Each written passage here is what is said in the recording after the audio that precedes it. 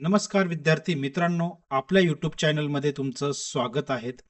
मित्रांनो, एक आनंदाची बातमी आलेली आहे. एक शुद्धीपत्रक आलेलं आहे, जी आपली महाराष्ट्र शिक्षक पात्रता परीक्षा 2025 झालेली होती, जी महा टी 2025 जे पेपर झालेले होते, एक्झाम झालेली होती, त्याच्या रिझल्टबद्दल एक शुद्धीपत्रक आलेलं आहे. ते शुद्धीपत्रक आपण बघणार आहोत. या शुद्धीपत्रकाचा, या माहितीचा बऱ्याच विद्यार्थ्यांना खूप फायदा होणार आहे. पण त्या अगोदर तुम्हाला एक विनंती आहे की जर तुम्ही चॅनलला सबस्क्राईब नसेल केलं तर कृपया सबस्क्राईब करा, जेणेकरून तुम्हाला शिक्षक भरती संदर्भाच्या सगळ्या अपडेट्स वेळेवर मिळत राहतील. चला आपण बघूया की काय शुद्धीपत्रक आहे ते. हे बघा की महाराष्ट्र शिक्षक पात्रता परीक्षा 2025 शुद्धीपत्रक. आणि जर तुम्ही बघाल तर दिनांक 2 फेब्रुवारी 2 फेब्रुवारी 2026 आणि अनुराधा ओक यांची सही असलेलं हे जेन्युन शुद्धीपत्रक आहेत, जे स्क्रीनवर तुम्हाला दिसत आहेत. त्याच्यामध्ये बघूया की काय आहेत. महाराष्ट्र राज्य परीक्षा परिषदेमार्फत दिनांक 23 नोव्हेंबर 2025 रोजी घेण्यात आलेल्या महाराष्ट्र शिक्षक पात्रता परीक्षा महा टीईटी 2025 पेपर 1 इयत्ता 1 ते 5वी, पेपर 2 इयत्ता 6वी ते 8वीचा अंतरिम निकाल परिषदेच्या महाटीईटी.in या संकेतस्थळावर दिनांक 16/1/2026 रोजी प्रसिद्ध करण्यात आलेला होता व सदर अंतरिम निकालावर दिनांक 16/1/2026 ते दिनांक 21/1/2026 पर्यंत गुण पडताळणी व आक्षेप मागवलेले होते. बरोबर, आपण ते या 4-5 दिवसामध्ये बरेच आक्षेप वगैरे नोंदवलेले होते. आपण तशी व्हिडिओ टाकली होती, विद्यार्थ्यांना मार्गदर्शन केलं होतं की कसा आक्षेप वगैरे नोंदवायचा आहे.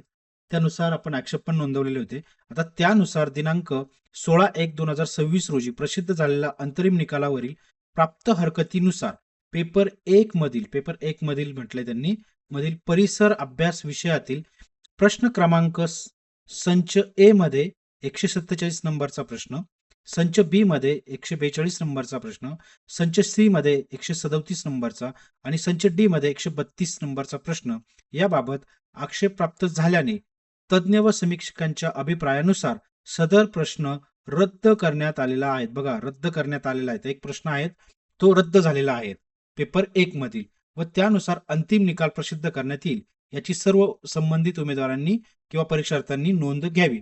बघा, आता काय झालंय की आपला पेपर होता 150 पैकी, आणि त्याच्यातला हा एक प्रश्न आहे पेपर 1. जो पेपर 1 होता तो होता 150 पैकी. आता त्याच्यातला एक प्रश्न रद्द झालेला आहे, म्हणजे झाला आता तो 149 पैकी जो पेपर आहे तो. चला बघू याचा निष्कर्ष आपल्याला काय आणि कुणाला फायदा होणार आहे. आता विद्यार्थ्यांनी प्रत्येकाने आपले आपले मार्क्स टॅली करायचे आहेत पेपर 1 साठी. चला आपण याच्या निष्कर्षावर कसं पोहोचायचं. जे कॅन्डिडेट कॅटेगरीमध्ये आहेत, एससी असतील, एसटी असतील, ओबीसी एक्सेट्रा, म्हणजे जे कॅटेगरीमध्ये कॅन्डिडेट आहे ज्यांचं पासिंग हे 82 मार्कांचं होतं, बरोबर, त्यांना सॉरी ज्यांना 82 मार्क पडलेले आहेत. आता बघा, टोटल पेपर होता आपला 150 पैकी, त्याच्यातला एक प्रश्न रद्द झालेला आहे, म्हणजे आता राहिला 149 पैकी. म्हणजे आता जे काउंट होणार आहे ते 149 पैकीच काउंट होणार आहेत. आता बरेच विद्यार्थी असे होते ज्यांना 82 मार्क होते, बरोबर. आता 82 पैकी 149 पैकी ज्यांना 82 मार्क पडलेले आहेत, बरोबर, अशांचं आता टक्केवारी येते बघा 55.03, म्हणजे 55% मार्क्स आलेले आहेत. तर असे कॅन्डिडेट आता पास होणार आहेत. ठीक आहे. आता बऱ्याच विद्यार्थ्यांना असा प्रश्न पडलाय की सर आता 150 पैकी अगोदर पेपर होता, आता ते एक प्रश्न रद्द केलाय, मग आता तो 149 झाला, मग जर आमचे मार्क 82 असतील तर ते काय आता 81 होतील का? नाही, बिलकुल नाही. तुम्हाला जे मार्क पडलेले आहेत ते मार्क ऍज इट इज राहणार. 82 पडलेले असतील तर ते 82च राहणार आहे. पण आता तुम्ही फुलफिल क्रायटेरियात आलेले आहात. तुम्हाला 149 पैकी 82 मार्क मिळालेले आहेत. आता तुमची टक्केवारी 55% होते, म्हणजे तुम्ही कॅटेगरीमधून पास झालेले आहात मित्रांनो. याचा फायदा आता पेपर 1 मध्ये जे कॅन्डिडेटला 82 पडलेत ते आता पास झालेले आहेत. त्यांना आनंदाची बातमी आहे त्यांच्यासाठी. आता ओपन मध्ये त्यांच्यासाठी बघूया आपण.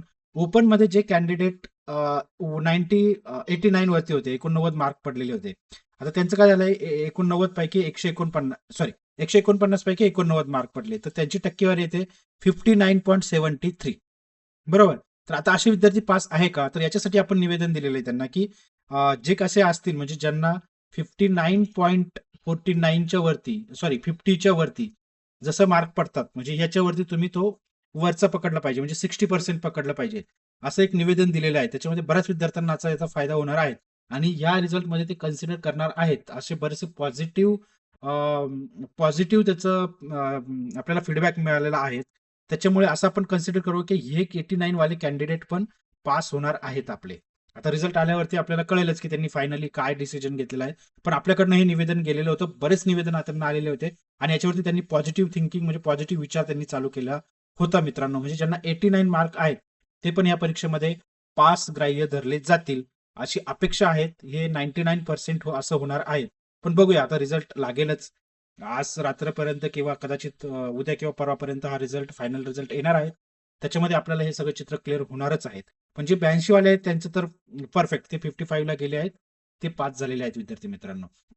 चला, धन्यवाद विद्यार्थी मित्रांनो. तुम्हाला माहिती आवडली असेल तर कृपया आपल्या चॅनलला सबस्क्राईब करा जेणेकरून तुम्हाला अशाच भरतीविषयीच्या सगळ्या अपडेट्स तुम्हाला वेळेवर मिळत राहतील. धन्यवाद विद्यार्थी मित्रांनो.